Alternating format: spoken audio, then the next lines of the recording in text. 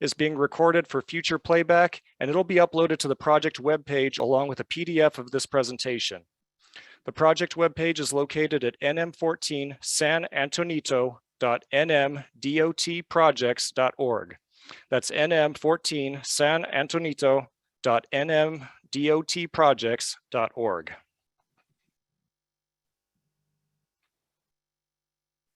The agenda that we will cover tonight will include a brief history of the project. We'll go over the proposed intersection layout. Then we're going to discuss access improvements, intersection capacity, pedestrian and bicycle access, safety, our sustainable stormwater design, and the traffic control during construction. Then we're going to show you a drive-through simulation video of the proposed roundabout. And finally, we'll discuss the next steps before opening up the meeting to you and all your questions. So with that, I'd like to kick things off by introducing you all to Jill Mosier. Jill is the Assistant District Engineer for NMDOT District 3, and she's been working on this project since the very beginning. So she's going to go over the history of this project. Thanks, Jill. Thank you, Luke, and good evening, everyone.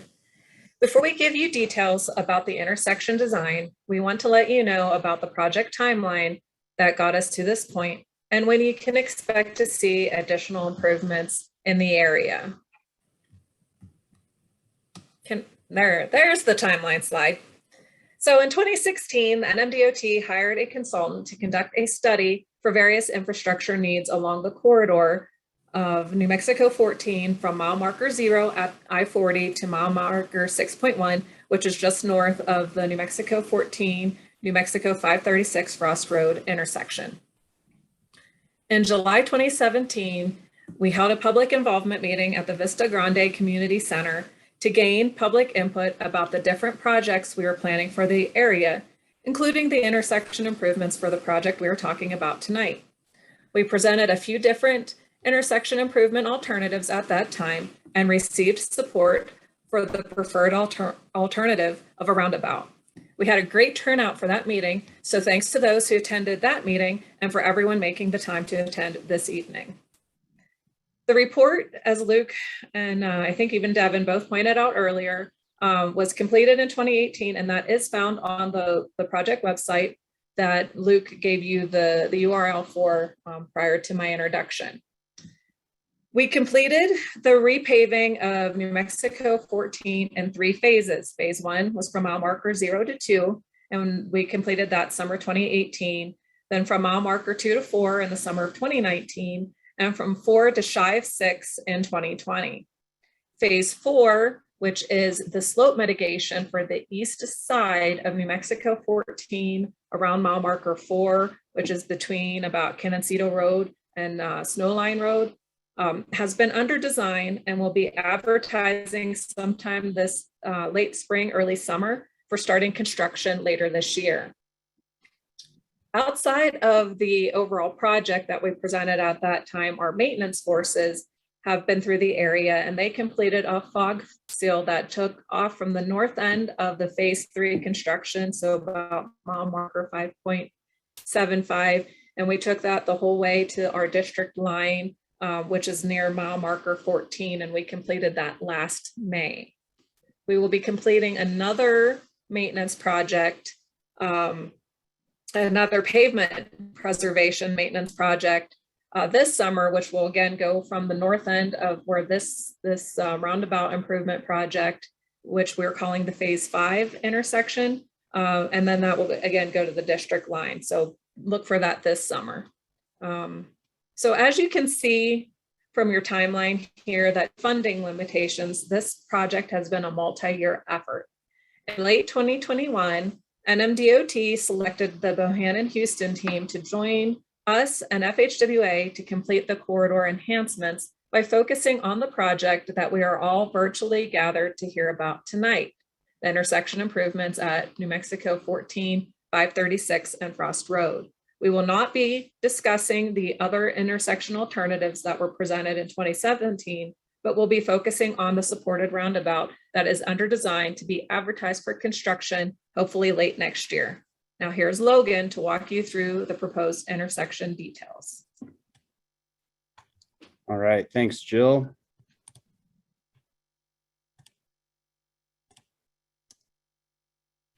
All right, so now that you're all familiar with the history of the project, I'd like to give you a high-level overview of the existing intersection compared to the new intersection. So shown here is an overview of the project area using imagery taken shortly after the fog seal treatment on New Mexico 14. Today, the intersection consists of New Mexico 14, which runs north from I-40 up to Santa Fe, New Mexico 536, also known as Sandia Crest Road, which runs east-west and leads to the Sandia Peak ski area, and Frost Road, which starts here at the intersection and runs east to New Mexico State Highway 344. Currently, New Mexico 14 is a 4-lane section with 2 travel lanes in the northbound direction and 2 in the southbound direction. And Frost Road and New Mexico 536 are both 2-lane sections with an eastbound lane and a westbound lane. Also within the intersection, you have Arrowhead Drive shown towards the bottom of the screen, which connects to New Mexico 14, and you also have Andrew Lane towards the top of the screen that connects to New Mexico 536. So here's a layout of the proposed intersection. We'll get into the finer details of the design shortly, but as a general overview, New Mexico 14 will transition to a single lane at the approaches to the intersection and will be realigned slightly to the north and to the west while avoiding the San Antonito Church and Cemetery. New Mexico 536, which has separate access points onto and off of New Mexico 14, will be consolidated into a single access point at the roundabout, and it will also include a slight realignment to the south. And then Frost Road will have the most drastic realignment of all the legs, swinging down to the south and connecting to New Mexico 14, and the roundabout a little further to the west than where it connects today. Okay, so let's start looking at the finer details of the design, starting with access improvements. Looking at existing conditions, there's a lot of decision points in this outdated intersection layout, especially for left turn movements. And there's a concern with these movements for a couple different reasons. Number one is there's a saturation of access points throughout the area consisting of eastbound New Mexico 536. You've got the Brewer gas station turnout, Arrowhead Drive, Frost Road, and the westbound entrance to New Mexico 536. Also, these intersections are full access intersections with no turning movements prohibited, making it a very busy intersection. And secondly, New Mexico 14 is a 4-lane roadway, so any vehicles wanting to turn left onto New Mexico 14 would have to cross multiple lanes of traffic. And this is especially difficult, not only due to the saturation of access points that I mentioned, but also because New Mexico 14 is the main thoroughfare and doesn't require vehicles to stop.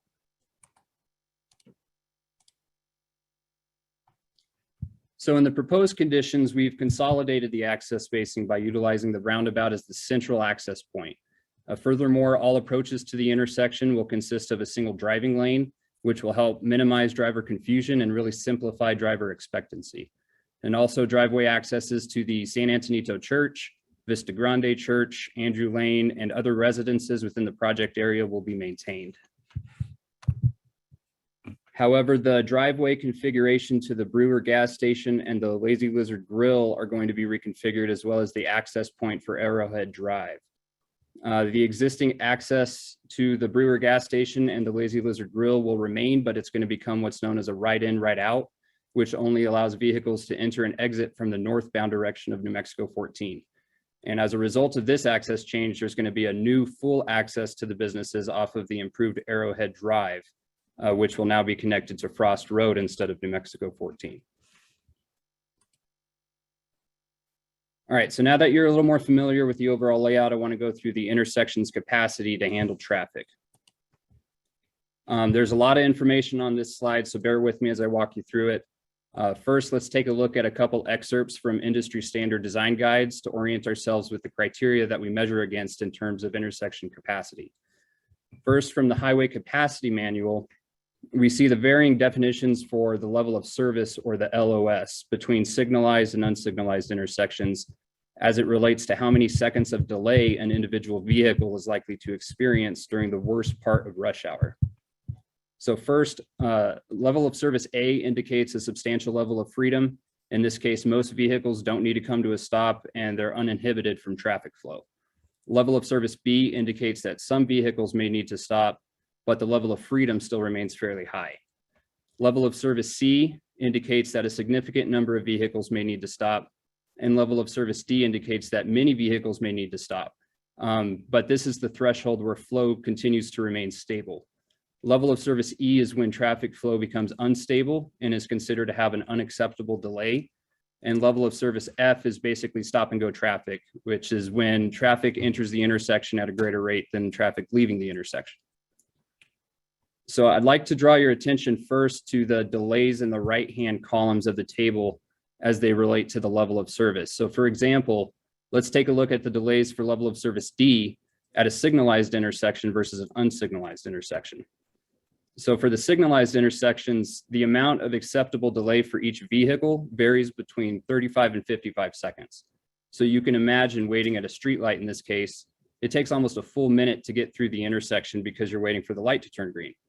Well, in our situation with the roundabout, the allowable delay, since it's unsignalized, is actually between 25 and 35 seconds. So even though it sounds like a level of service D is a bad thing, there's actually less of a delay with the intersection than you would see at a signalized intersection. Now at the bottom of the screen, another entity that we rely on is called the National Cooperative Highway Research Program, also known as NCHRP. This is a research program that uses modern scientific techniques to conduct national transportation related studies. And they establish design guidance to help DOTs and engineers like myself. And so for this specific project, we're relying on NCHRP report 672, which is the industry standard design guide for roundabouts. And I'm not going to read the whole thing, but within this report, it states that roundabouts operate with lower vehicle delays than other types of intersections, since vehicles can continue through the intersection once no conflicts are present. So even when there's queues approaching the roundabout, these queues tend to continually move forward as opposed to queues at a signalized intersection that have to come to a complete stop for a specified period of time. And that being said, when navigating the intersection during off-peak hours or outside of the rush hour, the delays are minimal and the intersection operates at a relatively high level of service. All right, so let's take a look at. No, he's not. He's got. Let's take a look at the morning peak hour for existing traffic conditions. So this is looking at the proposed design as if it were to be built today, using today's traffic volumes during the morning rush hour. So using HCS7 software, we're able to find the level of service for each leg of the intersection as well as the intersection overall and provide the approximate level of delay per vehicle. In this situation, the intersection as a whole, including each approach, operates at a level of service A, which is the best operating conditions you can hope for, with delays under 9 seconds for all vehicles during the worst parts of morning rush hour. Looking at afternoon peak hour, all legs of the northbound, except for the northbound leg of New Mexico 14 operate at a level of service A, and northbound New Mexico 14 operates at a level of service B, which brings the overall intersection to a level of service B, but only by about 0.3 of a second. So in other words, even during the afternoon rush hour, the intersection will handle existing volumes very efficiently. So now those were the volumes of service, or the levels of service calculated using existing traffic volumes. But during design, we also try to account for future growth to ensure the infrastructure we're building is sustainable for years to come. More specifically, we measure our design against traffic volumes that are expected in 20 years. So looking 20 years into the future, the northbound New Mexico 14 and Frost Road legs are expected to operate at a level of service A during morning rush hour. New Mexico 536 is expected to operate at a level of service B, and southbound New Mexico 14 is expected to operate at level of service D. But remember from our previous example, this is still considered stable flow and is calculated against the busiest part of rush hour. And when compared to a signalized intersection, it's still a relatively low amount of delay. And finally, here we can see the intersection is expected to operate during afternoon rush hour at a level of service B. All legs except for New Mexico 536 operate at a level of service B. New Mexico 536 will operate at a level of service A, which is pretty remarkable considering the expected growth in the area. Next, I just wanted to point out an exhibit from NCHRP report 672 as it relates to the expected operational capacity for a single lane roundabout based on available research. So this shows that a single lane roundabout like the one we're looking at tonight can service up to 25,000 vehicles per day. So to put that in perspective, the intersection today sees about 8,500 vehicles, and in 20 years, it's expected to service a little over 11,000 vehicles after accounting for expected regional growth. And here's some other excerpts from NCHRP Report 672 as it relates to capacity. I'm not going to read through all of it, but it basically refers to what's called the gap acceptance process, which basically states that the roundabouts are unique in that vehicles can proceed through the intersection once they perceive an available gap. But this gap acceptance tolerance diminishes as speeds increase. So it's why roundabouts like this one are designed to promote lower speeds, resulting in greater efficiency and traffic throughput. And lastly, as it relates to intersection capacity, I just wanted to point out the types of vehicles that this intersection was designed to accommodate.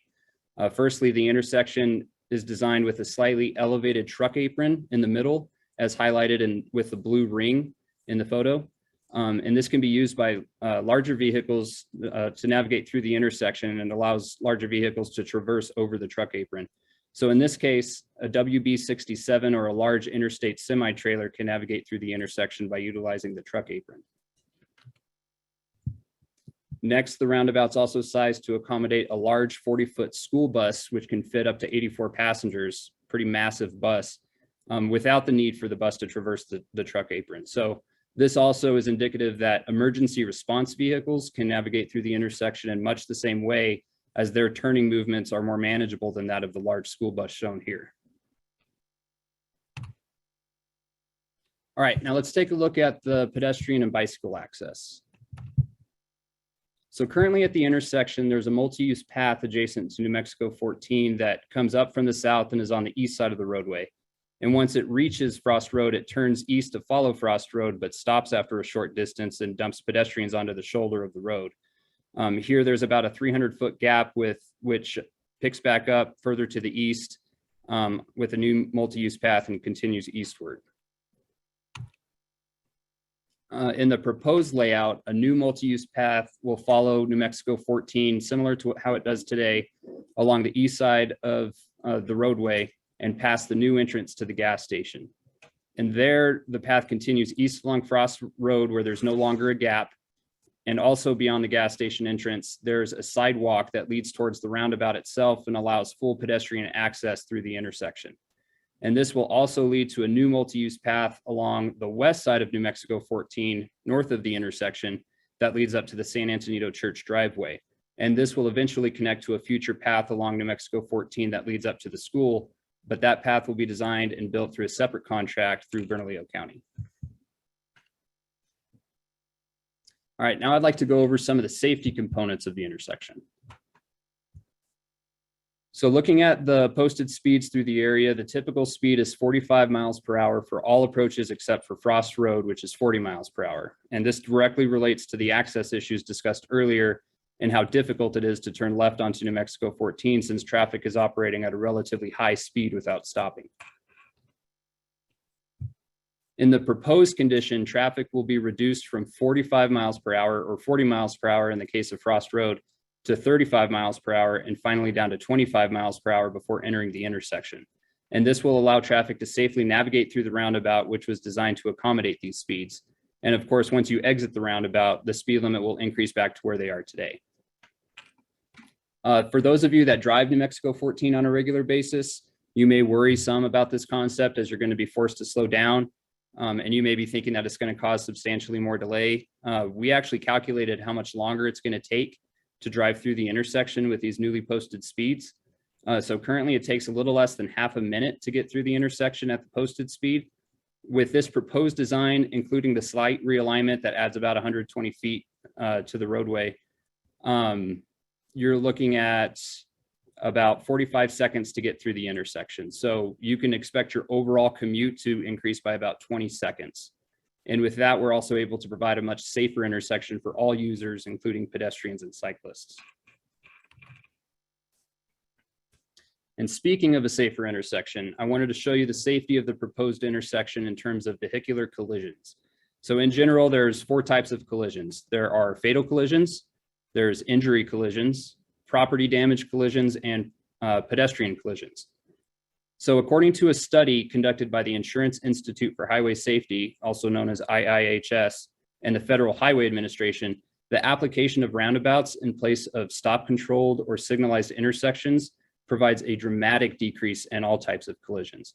So results from the study show a 90% decrease in crashes resulting in fatality, a 75% decrease in crashes resulting in injury, 40% decrease in crashes involving pedestrians, and a 37% decrease in overall crashes, including those that only result in property damage. Reasons for these reductions include the fact that roundabouts require drivers to slow down as they approach and travel through the intersection. There's also no more incentive for drivers to try to beat the light. And there's only one direction of travel through the intersection, which is also a good segue to my next slide. So here we can see the vehicle conflict points between a traditional intersection versus a roundabout, both with single lane approaches. In blue, we see diverging conflict points, which are points that show a separation of vehicles between two traffic streams and can result in a higher risk of rear end collisions. Now, these types of collisions are considered to be of lower severity since the vehicle acts as sort of a safety cushion between the point of impact and the passengers. In yellow, we see merging conflicts. So these are conflicts caused by the joining of two traffic streams and can result in a higher risk of collisions to the side of a vehicle like a sideswipe. These types of crashes are slightly more severe than those experienced at diverging conflict points. And finally, we have crossing conflicts shown in red. These conflicts occur where the path of two traffic streams intersect and is the primary culprit for right angle and head-on collisions, which are the most severe. So in the roundabout, you can see the total number of potential conflicts is not only drastically reduced, but the crossing conflicts are eliminated entirely. And this is a big reason why roundabouts are considered one of the safest intersection designs available and why they create such a drastic reduction in severe collisions as shown on the previous slide. And finally, the last element of safety I wanted to discuss was intersection lighting. So here's another excerpt from NCHRP report 672, and it states that intersection lighting at roundabouts is extremely important for two main reasons. One, it provides visibility to motorists as they approach the intersection, and two, it provides visibility of key conflict areas to improve users' perception and layout of the intersection. Also, it's important to note that the effectiveness of auto headlights is limited in a roundabout due to constrained curb radii, whereas intersection lighting provides illumination of the geometric and channelization changes that a driver may not otherwise expect unless it's visible at all times. Here you can see the proposed layout of the intersection lighting with the new light pole locations in blue. The lighting, or the idea here, is to light the approaches on each leg and to make sure that we provide adequate lighting and visibility for drivers at all critical decision points, including all pedestrian and bicycle crossings. So the existing light poles within the intersection will be removed and new 30-foot light poles will be installed at the locations indicated with the blue symbols. And also, we understand the importance of keeping the light pollution to a minimum in this area, so all lighting will comply with the New Mexico Night Sky Protection Act. And this is a visual obtained through our lighting analysis. This shows the level of light that's expected from each light pole and its extents within the intersection. The white areas around the outside of the image indicate areas that will be untouched by street lighting. Purple areas consist of minimal illumination. Cyan areas consist of moderate illumination, and green areas consist of higher illumination, and the yellow areas directly beneath each streetlight will have the highest illumination. All right, and with that, I'm going to hand it off to Luke to discuss our sustainable stormwater design. Hey, thank you, Logan.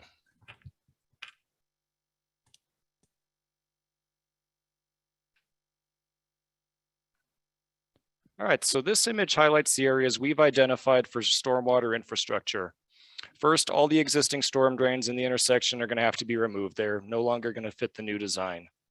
The blue lines that you see on the screen are the new storm drains, and the green shapes are where we have what we call green stormwater infrastructure, or GSI ponding areas. Also along the west and north sides, you can see we have two separate bioswales that will be used to convey runoff. The GSI ponds are a great sustainable solution to accommodate runoff, and they're going to be landscaped with drought-adapted plants that are self-sufficient, so there's no need for a permanent irrigation system. Also, with this design, existing flow patterns beyond the project limits will be maintained. The photo on the screen is a stormwater harvesting basin at CNM. It was designed by MRWM landscape architects who've been helping with the landscape of this project. Benefits of green stormwater infrastructure include improvements to water quality and downstream riparian ecology, includes improvements to aesthetics without the need for long-term potable water needs, the creation of wildlife habitats, the sequestering of carbon, recharging groundwater, and support for soils that can absorb water more quickly, and just generally climate resiliency and sustainability. So revegetation seeding is included for the entire project. All the disturbed areas are going to be revegetated. The seeding is going to include grasses and perennials. And within the 5 GSI ponding areas, we're also going to be planting various types of trees. The trees we're looking at include juniper, gamble oak, box elder, chokecherry. We're also going to be planting shrubs. And some of the shrubs we're looking at right now include the 3-leaf sumac, chamisa, woods rose, and the coyote willow. And so here's some pictures of the trees and shrubs I just mentioned. So on the top, you can see we have the woods rose, the chokecherry, the 3-leaf sumac, and then on the bottom, you can see chamisa, gamble oak. And now I'd like to talk a little bit about the bioswales. So on the screen, I have an illustration of the type of bioswale that will be designed as part of this project. These are going to be seeded with native drought-adapted grasses and perennials. Some benefits of bioswales include improvements to water quality by conveying, slowing, and treating runoff. These allow trash, debris, and other pollutants to be captured before they're reaching the downstream watersheds. And in doing so, they promote healthier waterways and they improve water quality. And then here's an existing bioswale in the project area. So this was taken at the intersection of Frost Road and New Mexico 14, just looking southwest. As you can see, it's vegetated with native drought-resistant grasses and shrubs. And then if you look closely, you can see the grass is greener in the bioswale. It's significantly greener. And this is due to the increased infiltration at that area, which promotes much more durable vegetation. So thanks. Now I'm going to bring back Logan, and he's going to tell you about the project construction. Thanks, Luke. Okay, so the intersection is going to be built within 5 phases of construction. The first phase is broken out into 2 separate subphases. Here we have phase 1, and we're looking at shifting traffic onto the northbound lanes of New Mexico 14. And this will allow for 1 lane of traffic in each direction. Eastbound traffic on New Mexico 536 will utilize the existing access point directly across from the gas station and will become a temporary T intersection. And the free right onto southbound New Mexico 14 won't be accessible during this phase. Traffic for westbound New Mexico 536 and Frost Road will remain unchanged, as well as the pedestrian facilities. So here in phase 1A, the pieces that we're looking at constructing include the circulatory lanes of the roundabout, the secondary entrance to the Brewer gas station and Lazy Lizard Grill, and part of the south leg of New Mexico 14. In phase 1B, New Mexico 14 traffic will remain the same as in the previous phase, occupying the northbound lanes of New Mexico 14.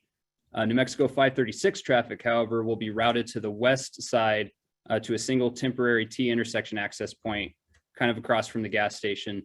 Frost Road traffic and pedestrian facilities will still remain unchanged during this phase as well.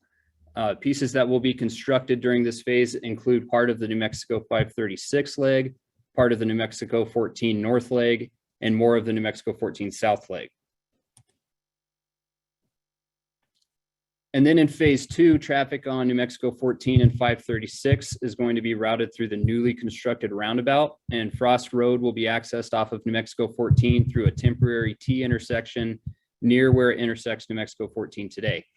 And pieces that will be constructed during this phase will include the realignment of Frost Road and the connection to Arrowhead Drive, part of the New Mexico 536 leg, and part of the south leg of New Mexico 14.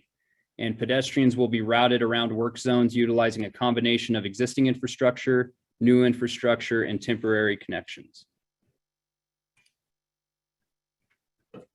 In phase 3, traffic is going to be routed through the roundabout on all legs of the intersection.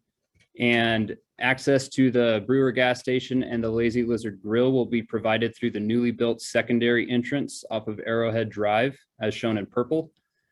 Pieces that will be constructed during this phase include the New Mexico 14 entrance to the Brewer gas station and the Lazy Lizard Grill, part of New Mexico 536, the eastern part of the North New Mexico 14 leg, and the northern part of the Frost Road leg over to the east. And at this point, almost all new permanent pedestrian infrastructure is in place and ready to be used. The only missing piece is the multi-use path connection that leads up to the San Antonito Church driveway. And that piece is going to be built during the final phase of construction. In phase 4, both entrances to the Brewer gas station and Lazy Lizard Grill are now open. And pieces that will be constructed during this phase include part of New Mexico 536, the north leg of New Mexico 14, and Frost Road. And at this point, the southern leg of New Mexico 14 is already complete. And finally, the last phase in phase 5, the only remaining pieces are the north New Mexico 14 leg and the Frost Road leg. New Mexico 536 is already complete at this point. And like I said, the south leg of New Mexico 14 is complete as well. All right, so now that we've looked at how we're going to build the intersection, you're probably wondering how long it's going to take. Overall, we're looking at an approximate construction duration of about 12 to 18 months. So if you were to average that out, you can expect each of the five phases of construction to last about 10 to 15 weeks, plus time in between to transition between phases. All right, now I'd like to introduce you to the drive-through simulation video that we created for this proposed roundabout. I'm going to go ahead and play it. We've got the YouTube link on the bottom of the screen as well. If you want to copy that down, just a heads up, the first 15 seconds or so, it's going to look kind of dark. There's not going to be any noise. But then after that, the simulation will start, and we hope you enjoy it.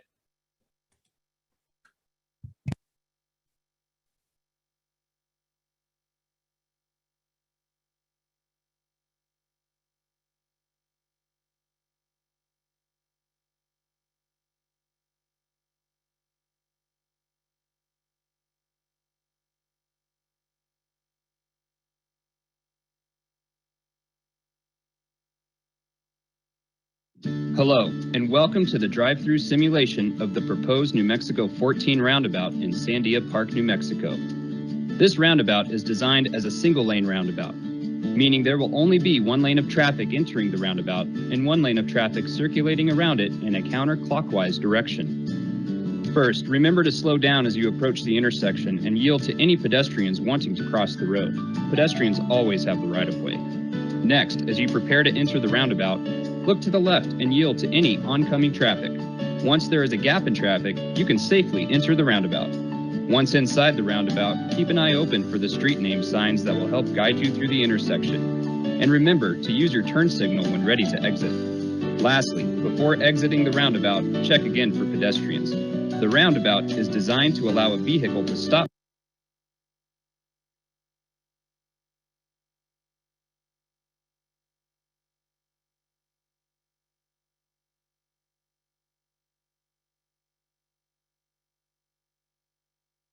section. And remember to use your turn signal when ready to exit. Lastly, before exiting the roundabout, check again for pedestrians. The roundabout is designed to allow a vehicle to stop for pedestrians without blocking circulating traffic within the roundabout. And it's that easy. If you need to get gas, or if you're hungry and would like to stop by the Lazy Lizard Grill, remember, the new entrance to these businesses is off of Arrowhead Drive, which is now connected to Frost Road.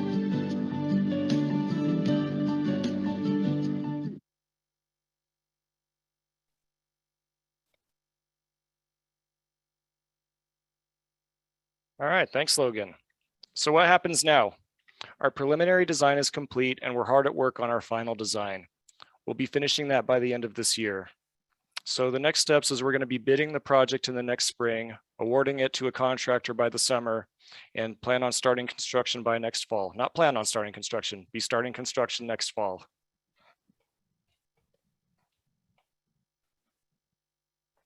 So there you have it. Thanks for sitting with us tonight. Before we open up for questions and comments, I'd like to go over a couple details. First, if you'd like to share your comments during this meeting, there's a few different ways to do so.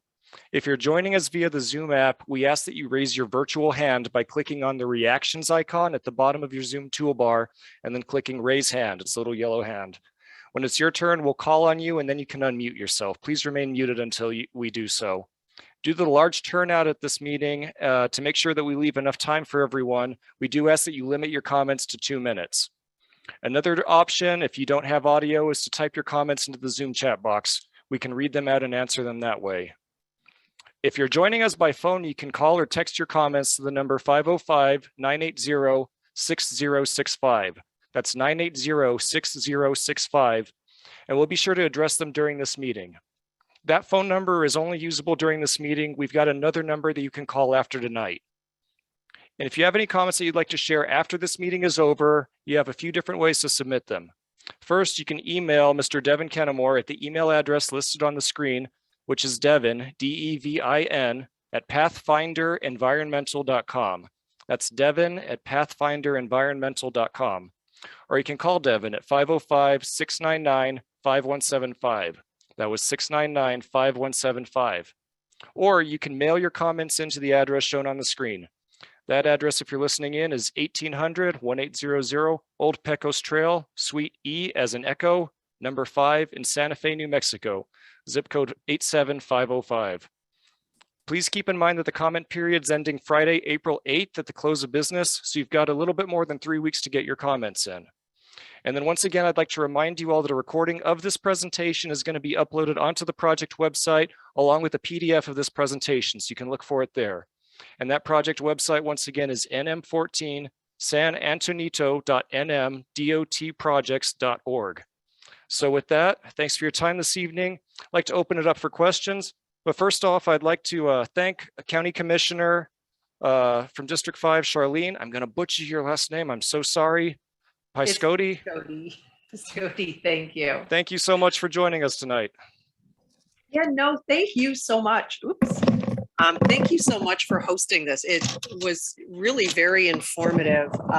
I know that this has been one of the most popular topics on Facebook, on East Mountain 411 and other social media. So I'm so happy for this presentation. And I was taking notes while you were doing the presentation, and I just want to point out a few things that you addressed that it really seems to take into account that this is a very high traffic intersection. I know that we all know that something had to change with this intersection because it was so dangerous. I know there were times when I would come home from Santa Fe, for instance, late at night and not be able to see where to turn because it's so dark and that intersection is not aligned properly. So I think we're all excited about the changes. I'm happy to see that you took into account that this is a high traffic area in a semi-rural area where there's, from your analysis, you took into account semi-trucks, the school buses that are there, the fire trucks. I'm thinking like pickup trucks with stock trailers, horse trailers, things like that, as well as cars. I'm also happy to see that you addressed light pollution and water conservation. And I'm going to be sharing this webpage, the webpage that you have, so that people can, if they miss this presentation, they can watch it. And if they have more comments, I will encourage them to send those in before the April 8th deadline. So again, I appreciate you being here and making this this really informative presentation and opening it up for public questions. So hey, thank you. Thank you. Yeah, and that goes for everyone on the line. Please share this presentation, share the video. We're really looking for public feedback. All right, so with that, we'll open the floor up to questions, and I'd like to give Ms. Lizzie Tannenbaum an opportunity to ask a question or make a comment. Just remember, please limit it to 2 minutes, and we'll try to answer it the best we can. Thank you. Thank you for the opportunity to state my question. First of all, I'm kind of on the fence about this turnaround. If people obey the 35 to 30 miles per hour and they're kind to each other, it would work. However, I don't find that to be what's happening up here. Why were we denied a light stop situation? That's my question. Okay, so I'm going to turn that question over to Logan. Actually, Devin, I can handle that. Okay. So during the initial study, which again, we completed back in 2018, a signal was considered. The intersection did not warrant a signal. Just a little bit of background. We don't just have an intersection and you decide to put a signal there. There are certain warrants that need to be met. And whenever we looked at that, this intersection did not warrant a signal. So that was looked at that time and studied and looked at for the projected growth in the area. I hope that answers your question. Thank you, Jill. And if I can add to that a little bit. So this project is funded by the Federal Highway Administration. And thank you, Liz Tannenbaum, for your question. That's one I'm sure a lot of people have. We're bound to the Federal Highway Administration's manual on uniform traffic control devices. So per that, we performed an engineering study of traffic conditions, pedestrian characteristics, and physical characteristics to determine whether the traffic control signal was justified at that location. And it did not meet those warrants, as Jill indicated. So this alternative was selected as the best to meet safety and traffic flow needs in the project. Okay, let's take a chat question. We have one from Winnie Waltzer Hackett. Will there be any driver education on how to properly use a roundabout? There are a few in the city and most people don't know how to use a roundabout. Sure, and I can speak a little bit to that. So there's going to be good advanced signing for this project location. So the roundabout's going to have advanced signing. It's going to clearly show the directions of all of your destinations. The posted speed limit you mentioned, there's going to be put in advance to have traffic calm in advance of that, and it's going to work well. Okay, let's take a question from Mr. Brian Roth. Thank you very much. I want to thank you all for your outstanding presentation. Very professional, very comprehensive, just an outstanding job. Especially want to recognize Jill Mosier. Had some questions and she was quick to respond, did a great job. So thank you, Jill, for being a good community advocate. So I love the design. I love everything you did. Outstanding work. I have one question. You know, one of the contentious issues up here is the Campbell Ranch development that recently got through Edgewood planning with some revisions. And you mentioned that you designed for 20 years into the future. So my question is, did you take into account the 4,000 future home sites in the Campbell Ranch development? Will this interchange handle that? Okay, Jill, do you want to take that? Yeah, I can do that. And yes, that was accounted for in the original study. Those that go and look at the study, it is on the project website again. And you can see both from the original question that Lizzie had, there's a page in there that does talk about the signal warrants. And while it's not called out as Campbell Ranch, it does discuss the 4,000 potential for the 4,000 homes, because we do look at all future, any known developments that are out there whenever we do studies out, and we work with the Mid-Region Council of Governments that kind of have like the development plans. So we do have that actually referenced in there, Brian, and if you email me, as we spoke previously, I can let you know what page that's on if you're curious. Great, thank you very much. Yeah, I just wanted to know if it was accounted for, and you did, so that's fantastic. Again, thank you for a great evening. Thank you. So let's take another chat question from Tom Hennessy. During the construction phase, will there be signage directing people as to how to get to the Brewer store and Lazy Lizard? Logan, if you want to try that. Yeah, so during the construction phase, we will have signs located throughout the work zones, directing people to business accesses. So we'll be sure, regardless of what phase it is, the signs will point them to the correct location to access those businesses. All right, and let's go now to Mike Madden. If you'd like to ask your question now, Mr. Madden. Yes, once again, wonderful presentation, very clear and crisp. So kudos to all of your work. And I'm currently on the board of the Turquoise Trail Regional Alliance. And so we're trying to preserve the scenic quality of the National Scenic Byway. And this intersection, there's a little spur that goes off on the National Scenic Byway. And as you folks probably know, it goes up to the crest. And one of the aspects is a sign which is rather large. And I have been on the phone with Luke Smith, and he is assuring me that you folks do indeed need to move this sign, and rather than have it end up in a landfill, the Turquoise Trail Regional Alliance and also the Friends of the Sandia Mountains, who have painted that sign twice, as well as folks in the neighborhood who I've spoken with, would also like to see that sign preserved. So maybe one of you folks could comment on that sign and maybe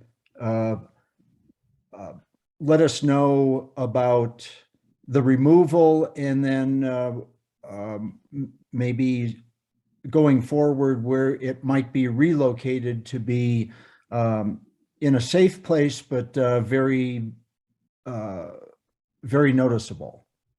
Hi, Mike. Thanks for joining us tonight. Thanks for the comment. Happy to talk to you the other day. Happy to talk to you tonight.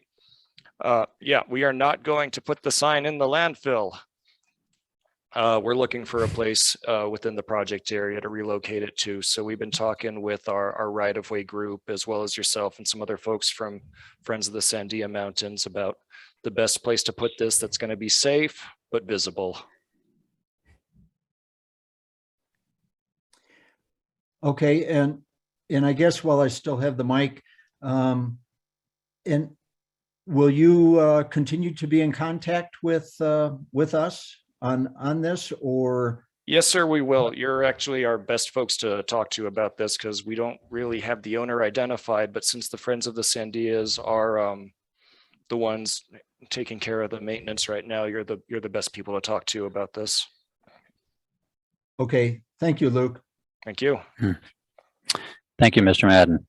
Let's take another chat question from one from Carolyn Simmons. She says, I'd like to know on what basis the projections for future population growth were obtained. I believe you said the projected growth was from 8,500 to 11,000 over 20 years. Is that right? And where is this growth expected to occur? And what is the uncertainty around those estimates? Bert, do you want to take that question? Sure, I'll take a stab at that. And so you are correct. The estimate is to grow the traffic from 8,500 to 11,000. And so the growth itself is going to be based on planned development in the area. You heard someone earlier talk about the Camel Ranch and the 4,000 houses expected there. That's part of the growth that's expected. If you look at it from 8,500 to 11,000, that's about a 1.5% per year growth. And so that's a little bit higher than the state average, but it's lower than a lot of other areas in the state. And so we think that's a reasonable estimate in terms of the amount of growth to look at over the next 20 years. You said, what is the uncertainty around those estimates? there is some uncertainty, but as was shown in our presentation, a single lane roundabout can actually handle about 25,000 vehicles. So even if we're low with our growth estimates, and there's more than what we've identified, there will still be adequate capacity with this proposed improvements. All right, thank you, Bert.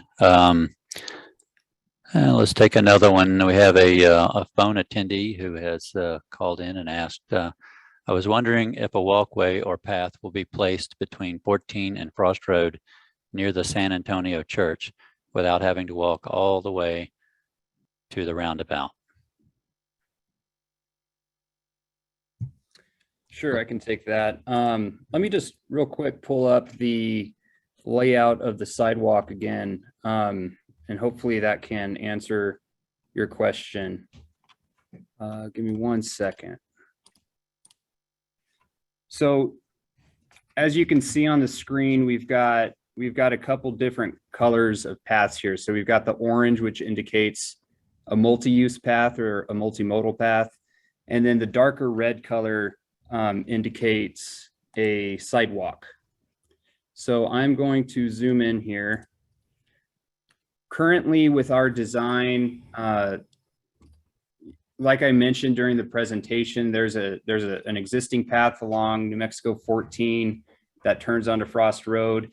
There's about a 300-foot gap where the path disappears. We're going to fix that so the gap no longer exists, and then we're going to connect to the existing multi-use path along Frost Road. And then where the San Antonio Church is, we're going to have a path on the west side of New Mexico 14 that connects to that driveway. And like I said during the presentation, that's going to connect to a future path that Bernalillo County is planning along the west side of New Mexico 14 that's going to lead up to the school. So we have been in coordination with the county to make sure that we put this path on the correct side of New Mexico 14 to make that connection. So I hope that answers your question. Okay, just a reminder, if you would like to ask a question on the Zoom app, just go down to reactions and click on that, and you can click on the raise hand and we will respond to you. For now, let's take another text question from Carl Hausman. How is snow removal going to be handled? Would like to see the box elders and junipers removed from the plan.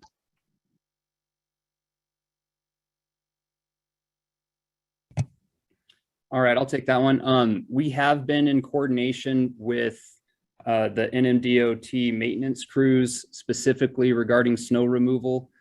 So we kind of went over the layout of the intersection with them, talked about the various areas they have to offload their snow. They liked it. They liked the layout. So we're good in that regard. And then with regards to the landscaping, we're still in design there. We're still considering a few options. So we'll take your comment into consideration regarding the junipers and the box elders. Yeah, appreciate the feedback on that. Okay, we have another chat box question from Carolyn Simmons. Overall, I liked the plan roundabout. My concern is whether it will accommodate potential future growth. Can we limit growth in order to ensure the livability of our traffic patterns? I'm especially concerned about Campbell Ranch, in my view, a very negative development. Yeah, so like Mr. Thomas mentioned earlier, the roundabout is able to accommodate up to about 25,000 vehicles daily. So with regards to accommodating potential future growth, that shouldn't be an issue. Obviously, if there's less traffic, the intersection just operates more efficiently. As far as limiting growth in order to ensure the livability of traffic patterns, that's beyond our scope. We can't really limit the growth with this project. But with regards to the Campbell Ranch development, whether it goes through or not, the roundabout will be able to accommodate that growth. Thank you, Logan. Seeing no other raised hands, I'll read another chat question from Linda Kearns. On phase 2, how are people that want to go south on Highway 14 going to be able to pull out when all the parents are returning from dropping their children that now want to turn back on Frost Road? At one time, I had asked if they had done a traffic count during the morning and evening school traffic and was told no, they had not done one for that time. Has it been done? I have sent in satin lines on Frost, anywhere from 8 to 21 cars trying to turn onto Highway 14.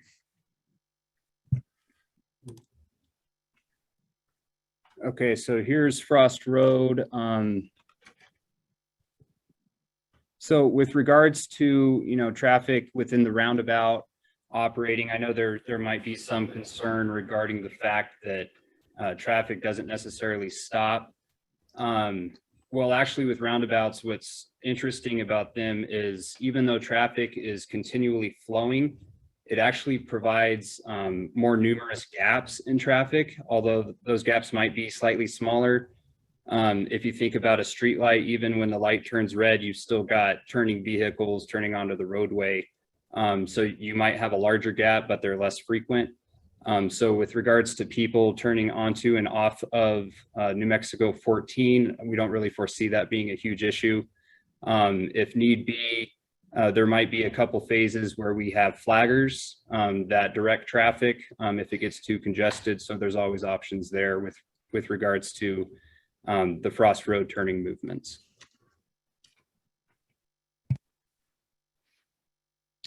All right, let's try another chat question. This Evan. one from, I'm sorry, go ahead, Jill. Second, because there was another part in that question that asked about traffic counts. So at the school directly, that I don't know, but I do know that as part of the signal warrant analysis that was completed as this with the 2018 study, it does have counts over the 7 to 8 o'clock and the 8 to 9 o'clock hours, which would cover that. And it provides what the vehicles per hour were on the major street, which in this case was New Mexico 14. So that consideration for the traffic entering into the intersection was accounted for as part of the study. Thank you, Jill. Okay, let's try a chat question from Jay Lamberth. The question is, or the comment is, very good presentation. Pre-planning was on target. And then from Martha Maddox. Hello, Martha Maddox from Sandia Park. I believe signage is inadequate education for a new traffic pattern. Would a public mailing with written directions on how to enter a circle, when to yield, how to drive through or 3/4 of the way around the circle be a possibility? Thank you for a very good presentation, clear and detailed. Hi, Martha. Thank you for the comment. We hear you. Well noted. So yeah, one of the things that we can do is we're going to talk about what additional public outreach we can do as far as educating you all about this configuration and helping you all feel safe. And yeah, mailings may be the best option here. So we'll take that into consideration. Thank you.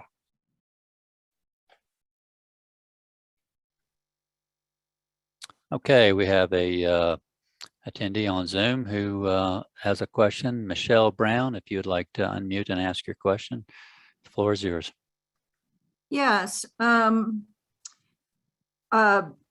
We were told just now that the traffic pattern was studied for the school in the morning, but that isn't the problem. The problem is getting out of Frost Road in the afternoon when the school lets out. It's almost impossible. And so this key intersection will just exacerbate it. Because you're now down to 2 lanes. So Devin, I'm going to address and I guess clarify my comment that might have caused a little bit of confusion, and then maybe either Luke or Logan can respond to the rest. I didn't say we counted the school. We counted the legs leading into the intersection. So there's that was part of the signal warrant analysis. We go out and it counts the traffic. So any traffic leaving the school that is either, entering the overall existing intersection, not what the roundabout looks like, the existing intersection, that was accounted for in those signal in the signal warrant analysis, and it did provide what those levels of traffic, as we call it, vehicles per hour, and that's listed in the study. Okay, so you're going from a southbound 4-lane highway to a southbound 2-lane highway with Frost Road, still trying to go out into New Mexico 14 for a period of time. So that might be a really good time to have flaggers, because when I used to have to go pick my granddaughter up, I would sit there for 15 minutes trying to get out of Frost Road to go pick my granddaughter up.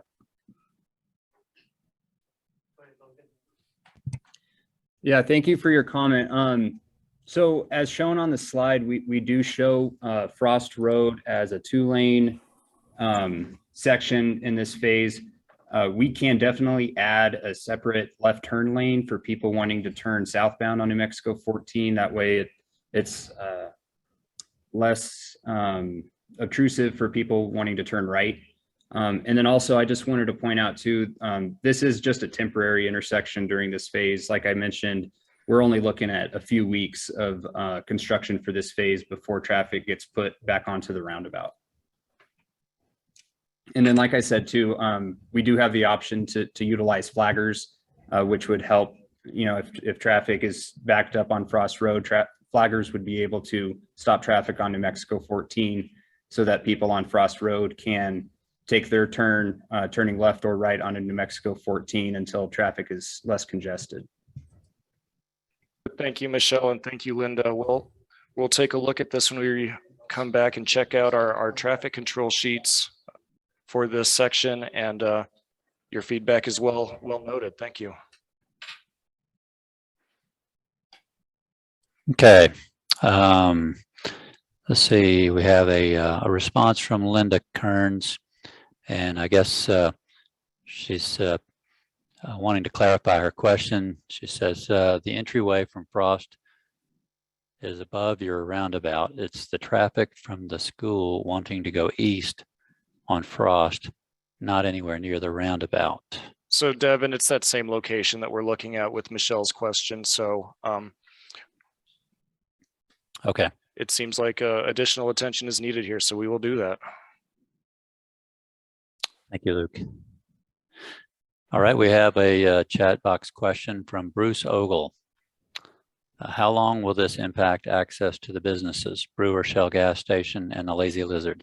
Will there be easy access, or are you going to block these businesses during construction? What about signage for the Lazy Lizard Grill? Are you going to relocate the sign where people driving down 14 can actually see it? Your design completely eliminates our driver by signage. Logan? Sure.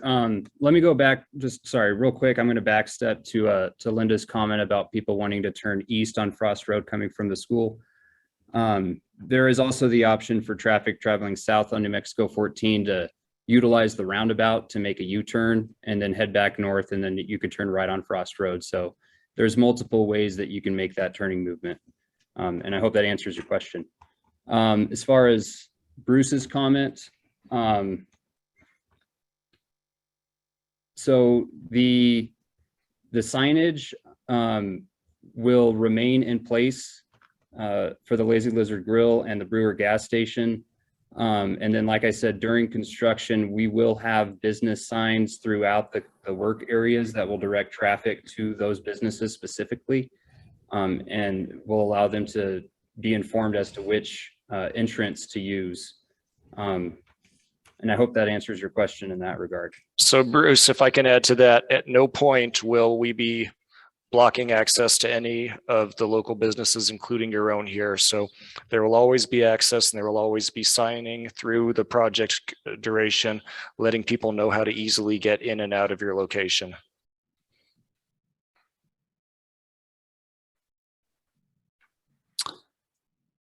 All right. Going to the chat questions. We have one from Stephanie saying, so it sounds like this is a done deal. How long is this project going to take compared to a stop single that we have to pass on because of the DPOT? I would like everyone to realize how long this project is going to take. As far as construction, yes. So construction is likely going to take 12 to 18 months total. And then, like I mentioned, there's 5 total phases. Trying to find the slide here. There we go. So that's about 10 to 15 weeks for each construction phase. And then that allows a week or two to transition between phases as well.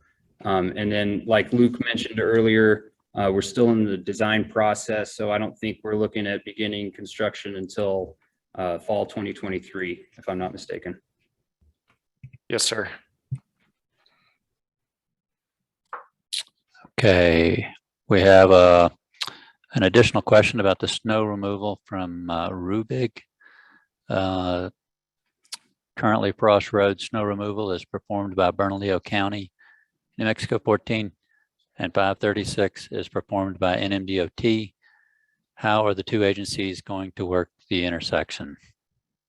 So I can add a little bit to that. So we've been working with our maintenance group as well as with the patrol out of Tijeras, and we've been working closely with the county on this. They're our partners on this project. So snow removal on 536 and 14 is going to continue to be the responsibility of the DOT, of the department, and snow removal on Frost Road will continue to be a county responsibility. But we work closely with each other. But through I think that with the actual roundabout itself, that is still going to be, and that's within DOT, that it will be our maintenance responsibility. Yes. Thank you. Okay, we have a comment here from Linda Kearns.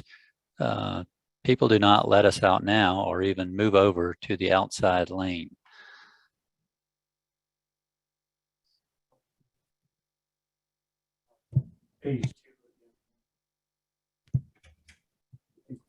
So Linda, this comes back to that question about phase 2. So we'll be looking at that.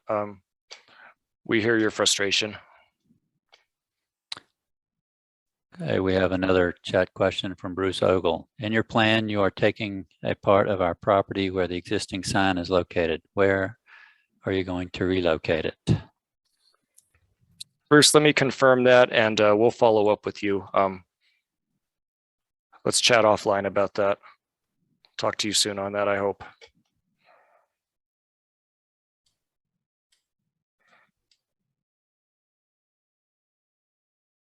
Well, keep the floor open for a few more minutes if anybody still would like to ask a question or make a comment.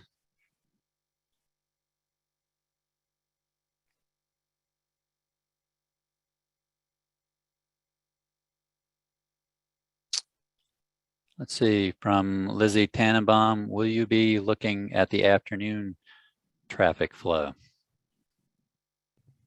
Yeah, so we look at morning rush hour and we look at afternoon rush hour. So we could briefly go over that again. So here we're looking at, I'm sorry, this is the wrong slide. Here we're looking at the expected morning rush hour delays. And then in the next slide, this is the afternoon rush hour delays. Both of those are for existing conditions. And then looking 20 years into the future, we've got morning rush hour again, and then afternoon rush hour again. Does that answer your question, Lizzie? No, I'm talking about the traffic that occurs in the afternoon from the 2 schools that let out the kids. And you have like a truckload of vehicles nonstop making a left on 14, and you sit there and you sit there and you sit there. Are you going to look at that traffic pattern? And I'm assuming you're referring to Frost Road, is that the phase 2? I'm looking at North 14, coming from the 2 schools from north, and when they're coming out of school, going into the Frost Road.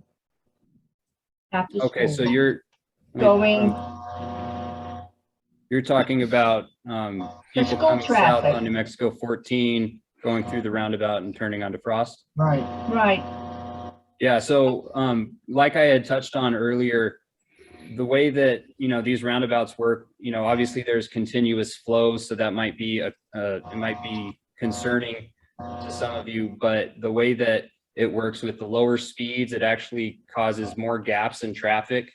And so we're not going to be looking at that. Well, actually, I take that back. We did account for people turning southbound on New Mexico 14, turning east on Frost Road. So all the turning movements are actually accounted for through the intersection, and that's where these levels of service grades come in. okay, so that's provided that everybody behaves and does what the speed limit that you guys are going to put up there. Otherwise, I don't see this working, sorry. I've lived here for almost 40 years. I don't see this working. Well, like I said too, the NCHRP report, it's a very well-known group that conducts these studies for transportation, and it does show that historically roundabouts, single lane roundabouts like this one, can handle up to 25,000 vehicles pretty efficiently. So I appreciate your concerns, and I'll take that into consideration. Time will tell. Thank you. I think to add to that too, Logan, it's also, this isn't like having a straight thoroughfare tangent section of roadway that you were posting at 25 mile per hour and people are driving at a higher speed. The geometric constraints, the curvature as you come into the roundabout slows people down. So there will be a level of traffic calming because of the configuration of the roundabout. Right. Thank you, Jill. And also because of those lower speeds, it actually does increase the efficiency of the roundabout because of that gap acceptance process that I had mentioned.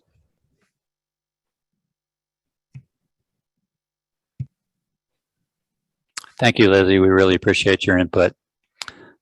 We have a comment from Martha Maddox. She says, thank you for a good explanation of what and when we can expect this traffic pattern change. I guess that was Chris Maddox.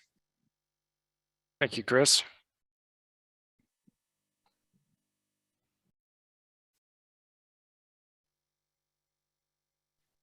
I will hold the floor open for another minute or two and see if anybody else has any more questions or comments. Logan, can we go back to the last screen, and I'll just tell people how they can reach out to us following this meeting again. So for anyone who's still on the line with us, who's maybe feeling a little shy this afternoon, you can find the information to send Devin an email or a letter or a phone call. We're looking for more public comments this time, so definitely I would encourage you all to share what you found today. Definitely point people to the website, point people to the video, point people to the presentation and to this PowerPoint. We will be posting those shortly. I see that we do have another hand up though, so hi, Mike. Yes, Mike Madden again. A question regarding the road hazard conditions. Currently, there's a lit up sign.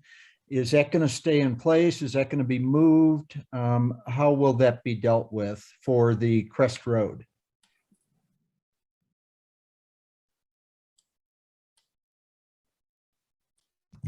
Are you referring to the sign that's in the middle of the intersection today? Yes. Is that going to remain in its current position, or is that going to be moved, say, further up the Crest Road? So the sign that you're referring to is the changeable message sign. That is actually going to be relocated near where it is today. Our design does impact its current location, but it will be relocated a little to the north to where it's still visible for people going up New Mexico 536. Okay, thank you. And another comment. Is there any way maybe that could be combined with the historical sign?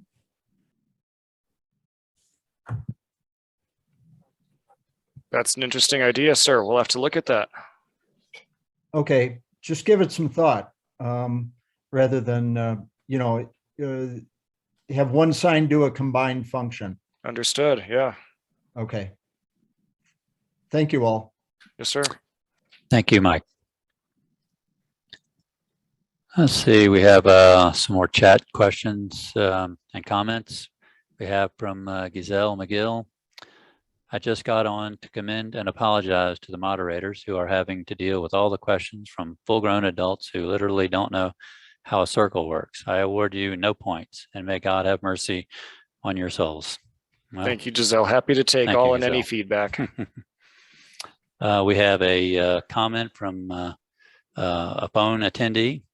How far south of the circle will 14 go back to 4 lanes plus the turn lane? Sure, I can take that one. So let's see. Just pulling up a quick exhibit here. Let me pull up one of the proposed intersection. So here you can see where we have the speed, the new speed postings. You can see where it opens back up to 4 lanes is right after that splitter island. That splitter island is elongated basically to allow people not to turn into those businesses for safety purposes. And so after that, when the median, the splitter island ends, we're going to open it right back up to basically 4 lanes of travel. And then going northbound on New Mexico 14, one of those lanes is going to turn into a right turn lane into those businesses while we maintain a single through lane to the intersection. So it'll open back up pretty soon after you exit the roundabout.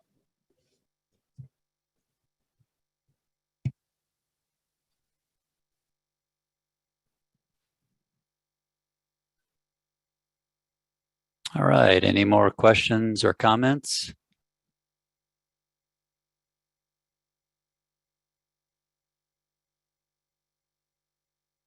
All right, so with that, once again, thanks everyone for your time this evening. We've got some information up on the screen. Once again, please share this with anyone who you didn't see here tonight, who you'd like to get input from or like to share this with. We're continuing to take comments. We really would love to get comments from you by April 8th. That's the close of the public comment system. I'll still take your call after that, but right now, as we're in this phase of design, is the best time to get feedback and bring it into the design that we're working on. Luke, I have one more here that I missed a little earlier. Are you going to send out answers to our chat questions and emails that have been asked? So we are going to be posting the recorded version of this public meeting tonight on the project website at nm14sanantonito.nmdotprojects.org. So you'll be able to go back if you want to review the presentation and the questions and answers. With regard to emailed or phone calls, we will certainly respond to those to the person who emails or calls, and those emails and calls will be documented, included in the public record, as well as any comments that are mailed in by U.S. mail. Thank you. But yeah, every question will get a response.